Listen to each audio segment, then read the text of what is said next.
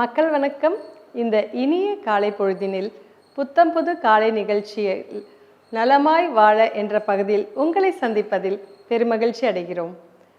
இப்போ இன்னைக்கு நம்ம வயதானவர்களுக்கெல்லாம் என்னென்ன ப்ராக்டிஸ் பண்ணலாம் அப்படின்னு சொல்லி பார்த்துட்டு வந்துட்டுருக்கோம். அந்த வகையில் இன்னைக்கு நம்ம பார்க்க போகிற ஆசனம் தாட பத்தாசனம் அப்படின்னு சொல்லிட்டு, அந்த ஆசனம் என்ன அப்படின்னு பார்த்தீங்கன்னா லோ பேக் பெயின்.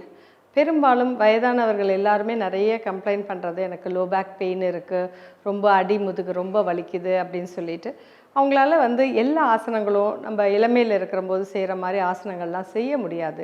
அப்போ அவங்களுக்கு எப்படி அந்த லோ பேக் பெயினை ரிலீஃப் பண்ணி விடுறது அப்படின்றது ரொம்ப முக்கியம்.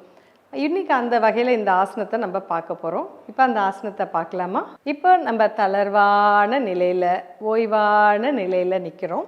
இப்போ மெதுவாக உங்கள் மனசின் மூலியமாக நல்ல சிரித்த முகத்தோடு காலிலேருந்து தலை வரைக்கும் நல்லா அப்சர்வ் பண்ணுங்கள். உங்கள் கால் என்ன சொல்லுது, கை என்ன சொல்லுது அப்படின்றத நல்லா அப்சர்வ் பண்ணுங்கள். நல்லா மூச்சை உள்ளார இழுத்து வெளியில் விட்டு தளர்வான நிலையில் நில்லுங்க. இப்போ மெதுவாக 2 காலையும் ஒன்றா சேர்த்து வச்சுக்கோங்க. ஆரம்ப நிலையான தாடாசனத்துக்கு வந்திருக்கோம். இப்போ நம்ம பார்க்க போகிறது தாட பத்தாசனம். இப்போ மெதுவாக பார்த்தீங்க அப்படின்னா உங்களுடைய கையை பின்னாடி கொண்டு போய் 2 கையும் நல்லா இன்டர்லாக் பண்ணிக்கணும். இதில் பார்த்தீங்க அப்படின்னா உங்களுக்கு நல்ல எக்ஸ்பேன்ஷன் நல்லா இருக்கும். நல்ல எக்ஸ்பேன்ஷன் இருக்கிறபோது பார்த்தீங்க அப்படின்னு சொன்னிங்கன்னா உங்களுக்கு செஸ்ட் எக்ஸ்பேன்ஷன் இருக்கும். இப்போ பெரும்பாலும் பார்த்தீங்க அப்படின்னு சொன்னிங்கன்னா அவங்களுக்கு எல்லாத்துக்கும் வென்டிலேஷன் டு த லங்ஸ் குறையும். இதில் பார்த்தீங்கன்னா hyper ventilation to the lungs நல்லா இருக்கும். அதனால் அவங்களுக்கு அந்த சுவாச கோளாறுலாம் ஏற்படாமல் இருக்கிறதுக்கு ஏதுவான பயிற்சி.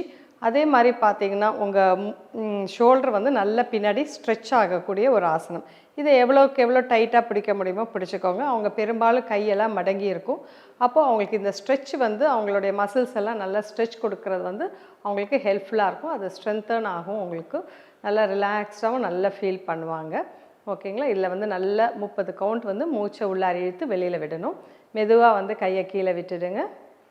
இப்போது எந்த கையை நம்ம ஃபஸ்ட்டு முன்னாடி கொண்டு போனோமோ, நம்ம வலது கையை முன்னாடி கொண்டு போயிருப்போம். அடுத்தது இடது கையை நம்ம கொண்டு போய் நம்ம செய்யணும்.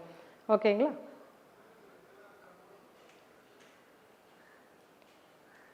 இப்போ மெதுவாக உங்களுடைய இடது கையை ஃபஸ்ட்டு கொண்டு வலது கையை பிடிச்சி முடிஞ்ச வரைக்கும் உங்களால் எந்த அளவுக்கு பிடிக்க முடியுதோ அந்த அளவுக்கு நல்லா ஸ்ட்ரெச் பண்ணி பிடிச்சிக்கோங்க. பிடிச்சிக்கிற போது உங்களுக்கு பலன் கொடுக்கும். இப்படி பிடிக்க முடியாதவங்க ஒரு துண்டு வச்சோ இல்லை ஒரு ஸ்ட்ராப்பு எது வேணாலும் ஷால் இந்த மாதிரி வச்சு அதை கூட நம்ம பிடிச்சிக்கலாம். ஆனால் முக்கியம் இதில் என்ன அப்படின்னா நல்லா எக்ஸ்பேண்ட் ஆகணும். நம்மளுடைய செஸ்ட் நல்லா எக்ஸ்பேண்ட் ஆகணும் அப்படின்றதான் நம்மளுடைய முக்கியமான ஒரு இது. ஸோ இது பேக் பெயின் இதுக்கெலாம் கூட கொஞ்சம் நல்ல ஆசனம். முக்கியமாக சுவாச மண்டலத்துக்கு ஏதுவான ஆசனம் இந்த ஆசனம். மெதுவாக கீழே இருக்க கையை ஃபஸ்ட் ரிலீஸ் பண்ணிவிட்டு அதுக்கப்புறம் மேலே இருக்க கையை ரிலீஸ் பண்ணிக்கோங்க. காலை நல்லா அகட்டி வச்சு நல்லா ரிலாக்ஸ்டு பொசிஷன், தளர்வான நிலையில் நின்று நல்லா மூச்சை உள்ளார இழுத்து வெளியில் விடணும். இப்போது நம்ம தாட பத்தாசனத்தை நல்லா பார்த்தோம். இப்போ பார்த்தீங்க அப்படின்னு சொன்னிங்கன்னா இது லோ பேக் பெயின் அப்படின்றதுக்கு நல்ல ஒரு ரிலீஃப் இருக்கும். ஏன்னா அந்த உங்களுக்கு வயதாக பார்த்திங்கன்னா ஹைட்டு குறையும். ஏன் அப்படின்னா கம்ப்ரெஷன் ஆகும். ஒரு டிஸ்க்குக்கும் இன்னொரு டிஸ்க்குக்கும் பார்த்திங்கன்னா ஸ்பாஞ்ச் மாதிரி இருக்கும். நம்ம வயசாக ஆக எப்போ பாரு உட்காந்துட்டே இருக்கிறது இது பண்ணுறபோது பார்த்திங்கன்னா அந்த கம்ப்ரெஷன் நமக்கு நிறையா இருக்கும். அந்த கம்ப்ரெஷனை நம்ம ரிலீவ் பண்ணணும். ஏன் அந்த கம்ப்ரெஷனோடு நம்ம இருக்கக்கூடாதுன்னு பார்த்திங்கன்னா அதுலேருந்து நமக்கு நிறைய நர்வ்ஸ் போகும். அது நம்மளுடைய எக்ஸ்க்ரீஷன் மலச்சிக்கலை உண்டாக்கும், யூரினரி ப்ராப்ளம்ஸ் இந்த மாதிரி இதெல்லாம் உண்டாக்கும். பெண்களாக இருந்தால் கர்ப்பப்பை பிரச்சனைகள் இதெல்லாம் வரத்துக்கு நிறையா ஏதுவான ஒரு காரணமாக இருக்குது. இதெல்லாம் இன்விசிபிள் ரீசன். அப்போது நம்ம இதெல்லாம் பண்ணி நம்ம நல்லா வச்சுக்கிற போது பார்த்தீங்க அப்படின்னா நமக்கு அந்த லோ பேக் பெயினும் இருக்காது, இந்த மாதிரி பிரச்சனைகளும் இருக்காது. மீண்டும் வேறொரு ஆசனத்துடன் நாளை சந்திப்போம். நன்றி, வணக்கம்.